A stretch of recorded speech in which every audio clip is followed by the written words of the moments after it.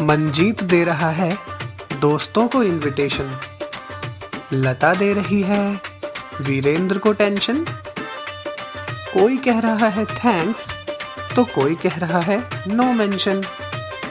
अब आप ही सुनकर बताइए किसको मिली सबसे ज्यादा अटेंशन।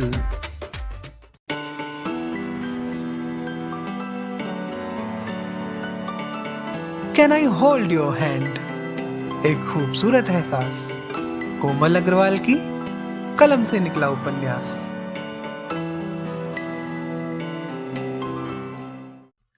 हाय फ्रेंड्स, कथा कहानियों और उपन्यास के संसार में आपका स्वागत है।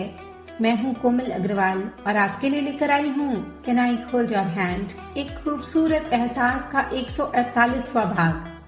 पिछले भाग में आपने सुना पाखी, सूरज और सभी दोस्त मिलकर कर रहे हैं कपल ट्रबल पार्टी का प्लान। पर ये है क्या, जानने के लिए सुनिएगा पिछला भाग। और अब मैं सुनाती हूँ भाग 148। अब मैं उन श्रोताओं से विशेष अनुरोध करना चाहती हूँ जो इस उपन्यास को साइलेंटली सुनते हैं कि एक बार जरूर कमेंट बॉक्स में टाइप कीजिएगा और बताइएगा कि आपको उपन्यास कैसा लग रहा है।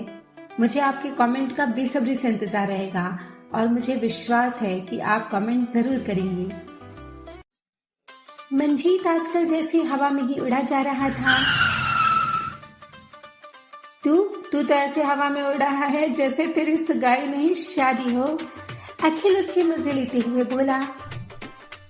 मंजीत उसके घर पर प्रीतम के साथ उसे सगाई का निमंत्रण पत्र देने सुबह सुबह जो पहुंच गया था। तू पक्का ठीक कहंदा यारा, इनने तो मेरी सारी नींद खराब कर दी थी। सवेरे सवेरे आके मेरे घर विच ही बैठ गया ते मैंने इत्थे ले आया। प्रीतम उबासी लेते हुए बोला, यार अब तो ये भी उसी रेस का हिस्सा बन गया है जिसमें सब गधे और घोड़े एक साथ दौड़ रहे हैं।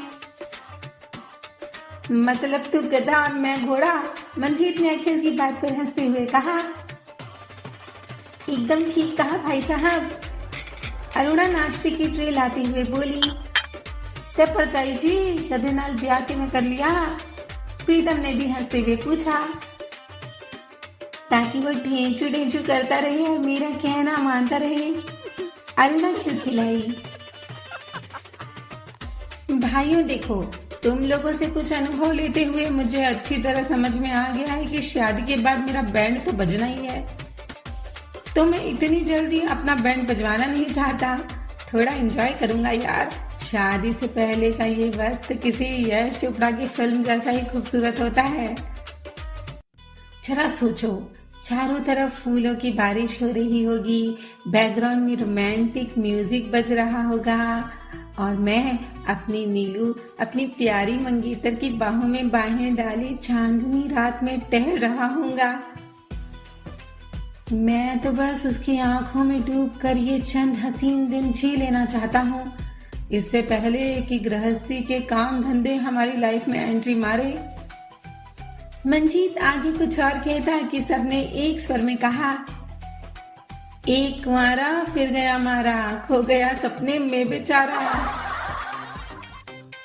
नाश्ते का कार्यक्रम समाप्त कर दोनों वीरेंद्र के घर पहुंचे। रे कार्ड बांटने की इतनी ही उतावड़ी थी तो डायरेक्ट ब्याह करना था ना, ये सगाई का खर्च क्यों मत्थे चढ़ा गया सब? वीरेंद्र से मशवरा देते हुए बोला। ओए वीरे, मैं भी इन्नू यही समझा रहा सी, फालतू दे खर्चे छड्डे और आने वाले बाल बच्चा की चिंता कर। प्रीतम गंभीर स्वर में बोला। रे बावड़ी बूझ, इसके नहीं अपने खर्चे की चिंता कर, अब दो बारी गिफ्ट देना पड़ेगा ना। वीरेंद्र बोला तो सब हंस पड़े। इनकी बात छोड़िए आप लोग, 5 साल हो गए शादी को, स्विट्जरलैंड घुमाने का प्रॉमिस किया था और कश्मीर भी नहीं ले गए। लता ताने मारती हुई बोली, रे मेरी प्यारी लत्ते, जब दिल्ली में कश्मीर ते ज्यादा पढ़न लग रहा सी ते कश्मीर जाने का क्या मतलब? वीरेंद्र के इस तर्क पर मित्र मंडली में एक ठहाका लगा। थारे तो पसीने मैं छुड़वा दूंगी। लता ने गुस्से में कहा और मन ही मन कोई योजना बनाने लगी। सब तैयारी हो गई ना बिटिया? काकी मंदिर से प्रसाद की थाली लाते हुए पाखी से पूछने लगी। जी काकी माँ, सब सामान खरीद लिया है और एक दो चीजें हैं वो दिल्ली में ही लेंगे। वीरेंद्र भैया के शॉप से। पाखी बैग की चेन बंद करती हुई बोली। नीमा बैग उठाकर बाहर की ओर चली गई तो काकी मुस्कुराई। ये नीमा बिटिया खूब सीख गई है कामकाज, अब हमको कछु भी करन नहीं देत। तो अच्छा ये ना काकी माँ, आपको भी तो एक सहारा हो गया। पर बिटिया इको भी तो कौन सहारा चाहिए। काकी ने उदास भाव से कहा। मतलब? पाखी ने उन्हें प्रश्न सूचक दृष्टि से देखा। मतलब ये बिटिया कि पहाड़ जैसी जिंदगी किसके सहारे काटेगी अभागिन। उसे अभागिन मत कहिए ना काकी माँ, अच्छा नहीं लगता। पाखी बोल पड़ी। तो और कहा कहें बिटिया, भरी जवानी में मर्द खत्म हो जावे तो भागो वाली घर परिवार यहाँ तक कि गली मोहल्ले वालों की नजर में भी अभागिन ही हो जावे है। मुंह देखना भी पाप समझे हैं लोग उसका। काकी अपनी गीली आंखें पल्लू के किनारे से पोंछने लगी। ये सब पुरानी बातें हैं काकी माँ, अब जमाना बदल गया है। पाखी ने तर्क दिया। ना बिटिया ना, जमाना कबहू न बदले। बौरी के लिए तो समाज का नजरिया कबहू न बदलो। तो हम क्या कर सकते हैं काकी माँ? हम तो उसे अभागिन नहीं समझते और ना ही उसके साथ किसी भी तरह का भेदभाव करते हैं जिससे उसे जरा भी बुरा लगे। पाखी उदास होकर बोली। इतना करने से बात नहीं बनेगी बिटिया। हम तो कहते हैं समाज में विधवा का सम्मान और स्थान तभी होवे है जब उसकी मांग में फिर से सिंदूर लग जावे। नहीं काकी जी, कभी नहीं। तभी नीमा की आवाज सुनकर दोनों चौंके।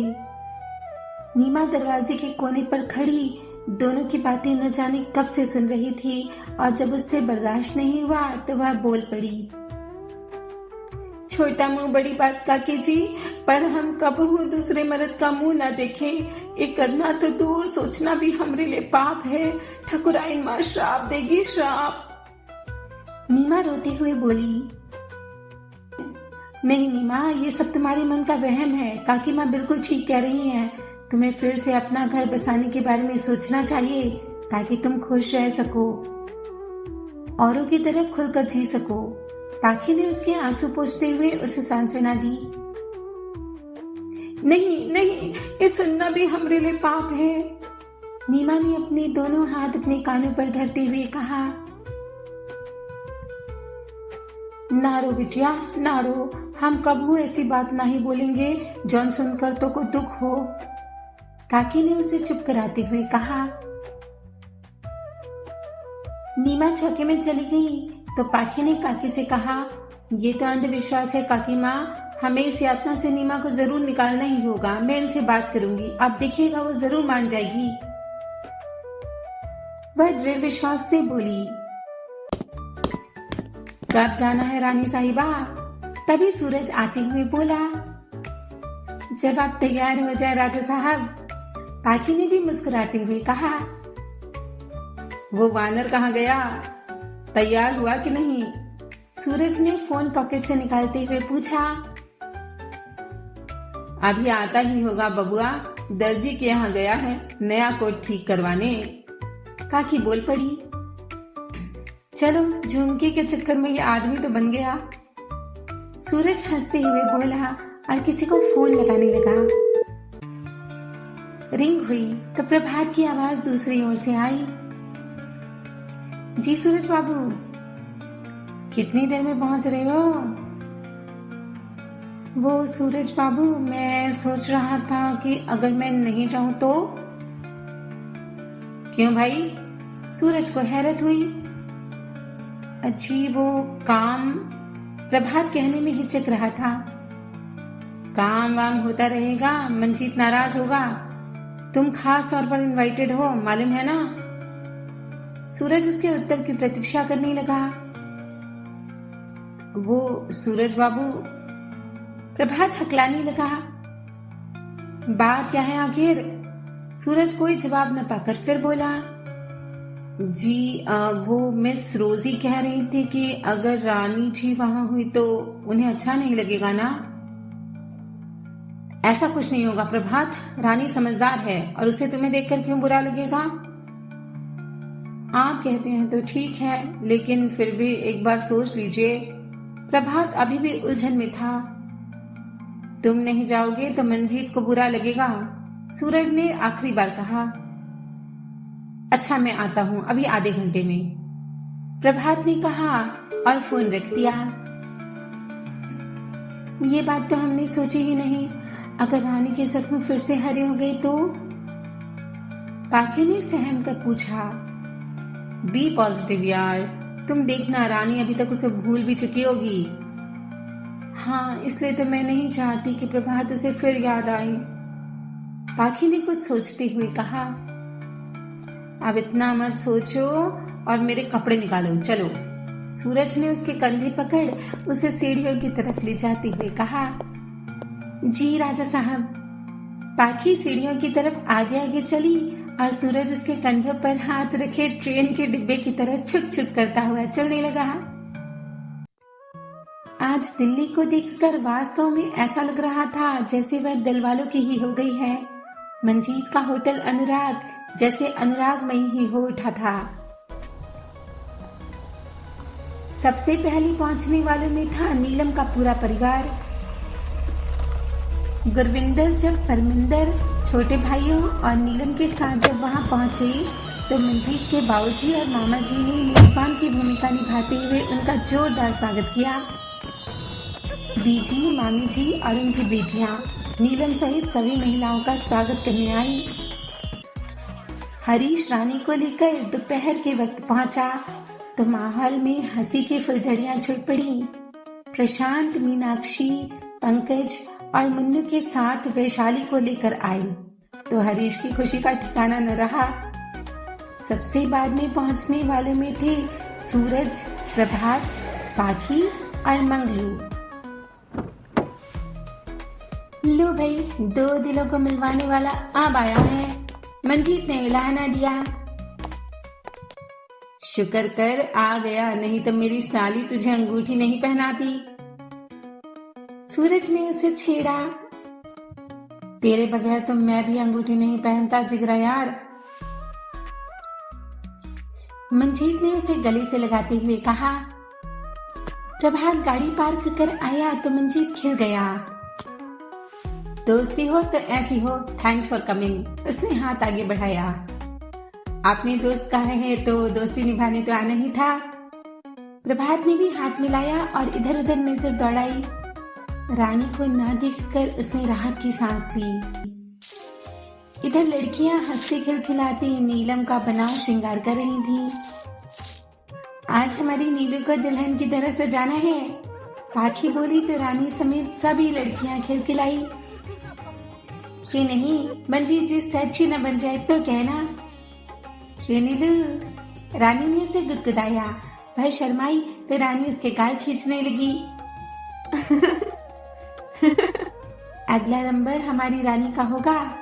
पाखी के मुंह से निकला तो रानी के चेहरे का रंग कुछ फीका सा पड़ गया। वह कुछ सोचती हुई बुदबुदाई, शायद वो दिन मेरे हाथों की लकीरों में ही नहीं है। वैशाली प्रीत के साथ आई तो तीनों सखियों ने मिलकर रंग ही जमा दिया। ये लात मारता है क्या तुझे? वैशाली प्रीत के बाहर आए पेट पर उंगली रखकर पूछने लगी। लात तो ये तुझे मारेगा बाहर आकर, जो तूने इसकी फरमाइशें पूरी नहीं की। प्रीत उसके कान खींचने लगी। और शूशू पार्टी सब करेगा तेरे ऊपर, पाखी ने भी जोड़ा। क्या? वैशाली मुंह बिगाड़ने लगी। बेचारी, इसके मुंह का जायका बिगड़ गया है, अभी ठीक कह देते हैं। कहते हुए पाखी से खींच खाच उस स्वीट की ओर ले जाने लगी जहां हरीश मित्र मंडली के साथ बैठा हुआ था। दर्शन हो गए हैं श्रीमान के।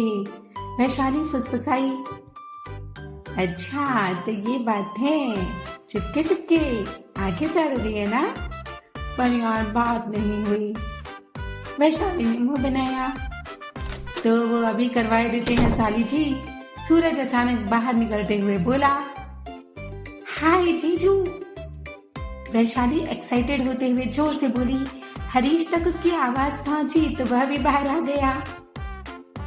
ये लो, आपके महान दार्शनिक आ गए। सूरज ने हरीश को सामने किया। अब दोनों आमने सामने खड़े थे। इन दोनों की सिचुएशन पर एक गाना है। मंजीत तभी आते हुए बोला और गाने लगा। तू मेरे सामने, मैं तेरे सामने, तुझको देखूं के प्यार करूं। ये कैसे हो गया, तू मेरी हो गई, कैसे मैं एतबार करूं।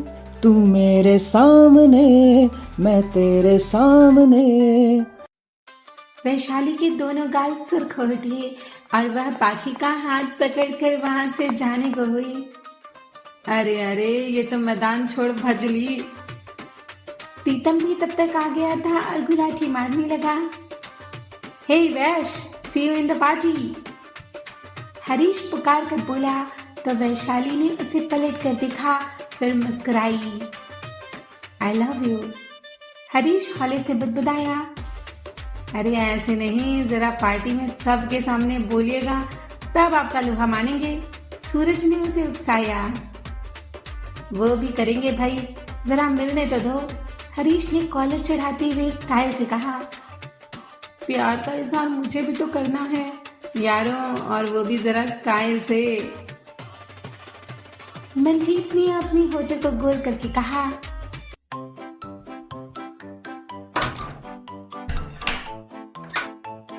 पाखी वापस नीलम वाली स्वीट में वैशाली के साथ आई और सबको अपने साथ लाए कुछ स्पेशल कॉस्ट्यूम्स दिखाने लगी।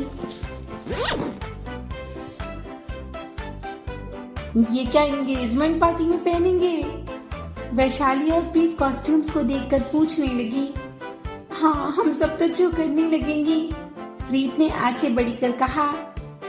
नहीं यार, ये तो कपल ट्रबल पार्टी के लिए है। पाखी ने रहस्य उद्घाटन किया। What? Couple trouble party? Neelam चूड़ियां चढ़ाते हुए उत्सुकता से सबको दिखने लगी। यस, कपल ट्रबल पार्टी, पाखी ने रहस्यमय अंदाज में कहा और सबको अपना प्लान बताने लगी। लेकिन इसी बीच कोई वहां से उठकर बाहर चली गई थी। ये किसी ने भी नोटिस नहीं किया। इधर सखियां गुप्त मंत्रणा कर रही थी तो मित्र की महफिल में भी रंग जमा हुआ था। अखिल और वीरेंद्र भी उसमें शामिल हो गए थे।